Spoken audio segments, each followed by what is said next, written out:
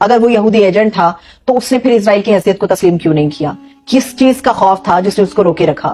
اگر کسی چیز کا خوف تھا تو اس کو اپنے خدا کا خوف تھا، اسے فلسطین کے لوگوں کا خوف تھا، اسے دنیا کے ان مسلمانوں کا خوف تھا جو اسلام کی بات کرتے ہیں اور جہاں جہاں ظلم ہو رہا ہے ان کے حوالے سے آواز اٹھانا اپنا اولین فرض سمجھتے ہیں۔ اس آدمی کو خوف تھا کہ جس ریاست مدینہ کی وہ بات کرتا ہے اس ریاست مدینہ کے لیے کون کون سے قربانیاں جو دینی پڑتی ہیں۔ میں کچھ جذباتی گفتگو نہیں کر رہی، نہ میں کسی جذبات کی طرف لوگوں کو لے کر جانا چاہتی ہوں، میں صرف آپ کے سامنے ایک بات کر رہی ہوں۔ اگر وہ یہودی ایجنٹ تھا تو وہ اسرائیل کو تسلیم کر لیتا۔ اسرائیل کو تسلیم کرنے کے ساتھ ہی بہت ساری انویسٹمنٹ پاکستان کے اندر آ سکتی تھی، پاکستان کی اکانومی بوسٹ ہو سکتی تھی۔ جو مغربی ممالک پاکستان کے اوپر پریشر ڈالنے کی کوشش کر رہے تھے یا ڈال رہے تھے انکلوڈنگ امریکہ، تو پاکستان کے لیے تو بڑے اچھے تھے، بڑے بہترین راستے تھے۔ وہ لسٹ جو FATF کی تھی اور ہم کہتے تھے آج نہیں کل نہیں پرسوں پاکستان گیا، اس FATF کی لسٹ سے بھی ہم مکمل طور پہ نکل سکتے تھے۔ پاکستان میں دودھ اور شہد کی نہریں بہہ سکتی تھی، کیونکہ جس کنٹری نے اسرائیل کو ایکسپٹ کیا، اس کی حیثیت کو تسلیم کیا، ان کے اندر ہم نے دیکھا کہ دودھ اور شہد کی نہریں بہی، تعلقات اچھے ہو گئے، دفاعی لحاظ سے بھی، اکانومی کے لحاظ سے بھی۔ بہت بڑے بڑے انویسٹرز تھے جنہوں نے اپنا سرمایہ انویسٹ کر دیا۔ پاکستان کے اندر اس شخص نے ایسا نہیں کیا۔ تحریک انصاف کے چیئرمین نے کیا کیا؟ وہ اقوام متحدہ گیا۔ وہ واحد آدمی ہے پاکستان کی سیاسی ہسٹری کے اندر، اگر آج کے سیاستدانوں کی ہم بات کرتے ہیں، جسے آئرن مین اس لیے بھی کہا جاتا ہے کہ دنیا کی آنکھوں میں آنکھیں ڈال کے اس آدمی نے اسلاموفوبیا کے حوالے سے آواز بلند کی اور دنیا نے تسلیم کیا کہ جو رویہ مسلمانوں کے ساتھ رکھا جاتا ہے وہ غلط ہے۔ اگر وہ یہودی ایجنٹ تھا، یہودی لابی کا لانچ کردہ تھا، تو اس کو کیا ضرورت تھی؟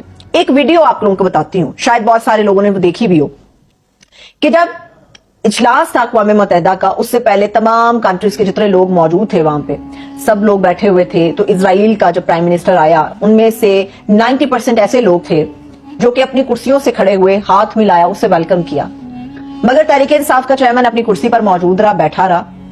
اٹھنا تو دور کی بات، اس آدمی نے دیکھنا بھی پسند نہیں کیا۔ پھر کس طرح سے الزام لگایا جاتا ہے کہ اسرائیل نے تحریک انصاف یا اس کے چیئرمین کی حمایت کر دی اس کے لیے، اور یہ ثابت کیا وہ یہودی ایجنٹ ہے۔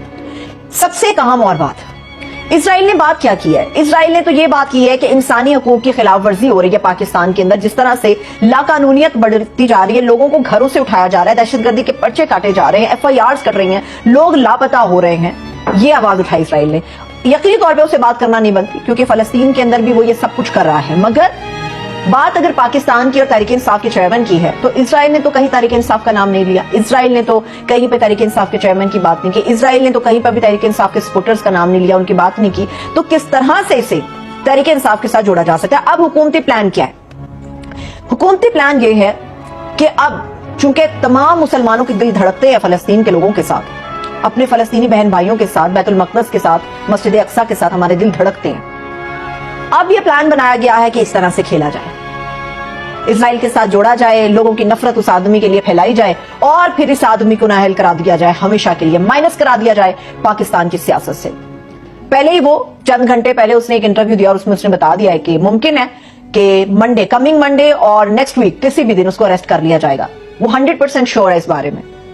یہ پورا جو گیم پلان ہے وہ اسی لیے ہے کہ اس کو سائیڈ لائن کرتے ہوئے پاکستان کے اندر الیکشن ہو، کیونکہ جب تک وہ آدمی سائیڈ لائن نہیں ہوگا، سائیڈ لائن اس کو مائنس کر کے بھی کیا جا سکتا ہے، اس کو نائل کر کے بھی کیا جا سکتا ہے، جب تک وہ سائیڈ لائن نہیں ہوگا پاکستان کے اندر انتخابات ہمیں مخدوش نظر آتے ہیں، کیونکہ اس کا ووٹر اسی کے لیے نکلے گا، اور جب تک صفایا نہیں ہو جاتا دو بڑی جماعتوں کے لیے ووٹر کبھی نہیں نکلے گا۔